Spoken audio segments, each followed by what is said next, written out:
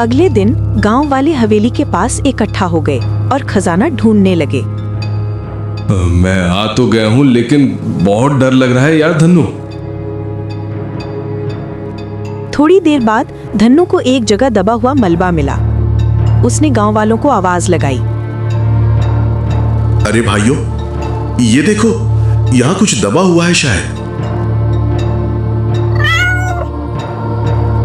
सब उस मलबे को हटाने लगे।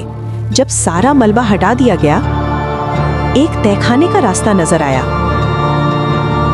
अरे वाह, ये तो मूवी जैसा सीन हो गया। सभी गांव वाले उस तहखाने में उतरे। अंदर बहुत अंधेरा था और सीलन की बदबू फैली हुई थी। सभी लोग खजाना तलाश करने लगे। तभी करण को एक जगह पुराना संदूक दिखाई देता है। ये देखो, यहाँ एक संदूक है। गांव वाले आए। बाहर ले चलो इस संदूक को, लगता है इसी में खजाना है। संदूक था बहुत भारी, लेकिन गांव वालों की मदद से बाहर निकाल लिया गया। जैसे ही बुढ़िया ने खजाना देखा, हंसते हुए बोली, मिल गया खजाना। लोग संदूक खोलने लगे। जैसे ही संदूक खोला गया, सब डर गए, क्योंकि उसमें एक छोटी बच्ची का कंकाल था। सभी की सांसें थम गईं। बुढ़िया ने संदूक पकड़ लिया और कहने लगी, ये मेरी बच्ची है, मेरी बच्ची है। अरे पागल हो गई है क्या? क्या बोल रही है? तू तो खजाने का बोल रही थी, ये क्या है? इसके पीछे एक पुराना सच है, वो सच बताती हूँ।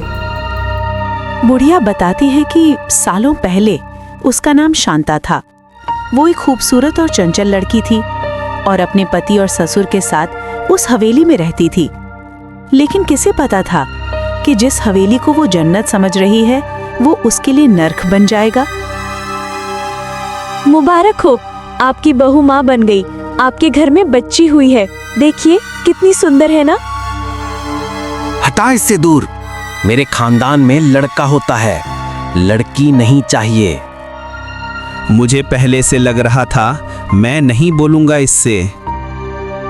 शांता रोज बेइज्जती, ताने और अपमान के साथ दिन काटती थी। बाबा, मैं क्या करूं? मेरे घर लड़की हुई है और मुझे लड़का चाहिए। बलि, तुझे अपनी बेटी की बलि देनी होगी। रक्त की राख से जन्मेगा पुत्र। उसके पति ने बिना सोचे समझे बाबा की बात मान ली और एक रात बच्ची को तहखाने ले गया और उसको मार दिया। तहखाने में दादाजी और 2 हवेली के कर्मचारी भी थे, लेकिन वो कुछ ना बोले। अगले दिन सुबह सुबह शांता अपने बच्चे को अपने पास ना पाकर बहुत परेशान हो गई। थोड़ी देर इधर उधर ढूंढने के बाद वो सीधा तहखाने की ओर भागी। वहां जाकर अपने बच्चे को इस हालत में देखकर रोते हुए बोली, ये क्या कर दिया तुम लोगों ने? मेरी बच्ची को मारकर तुम लोग को भी मैं नहीं जीने दूंगी। पाप पड़ेगा तुम लोगों को, पाप।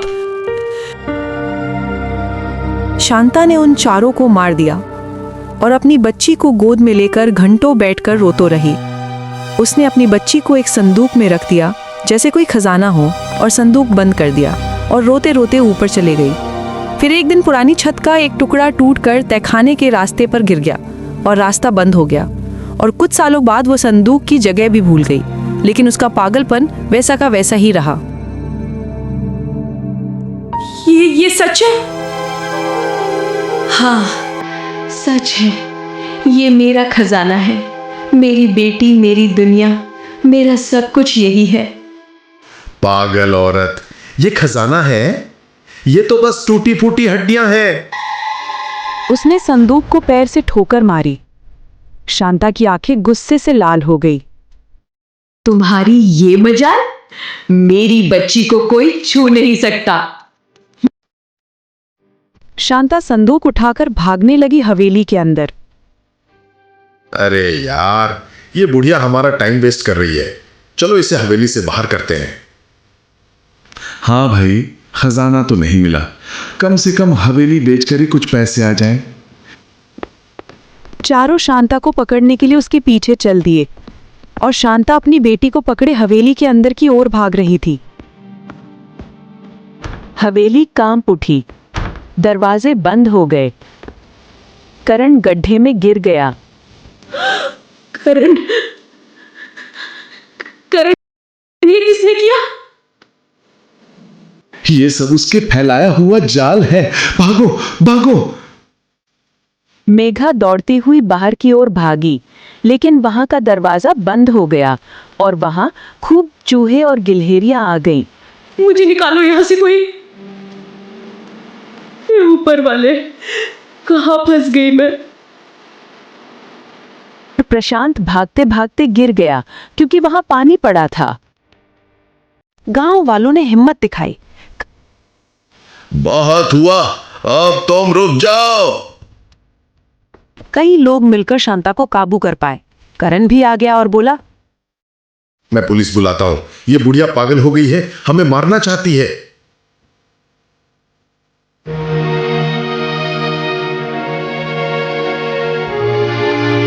इंस्पेक्टर साहब, इस बुढ़िया को ले जाओ, ये हमें मारना चाहती है, पागल हो गई है।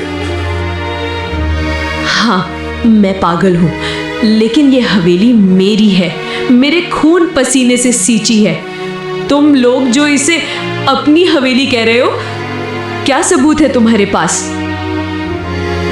पुलिस को भी शांता की बात सही लगी और उसने कागजात मांगे और सबूत मांगा, लेकिन उनके पास तो कुछ था ही नहीं, ना कोई पेपर और ना कोई सबूत, ना कोई अधिकार।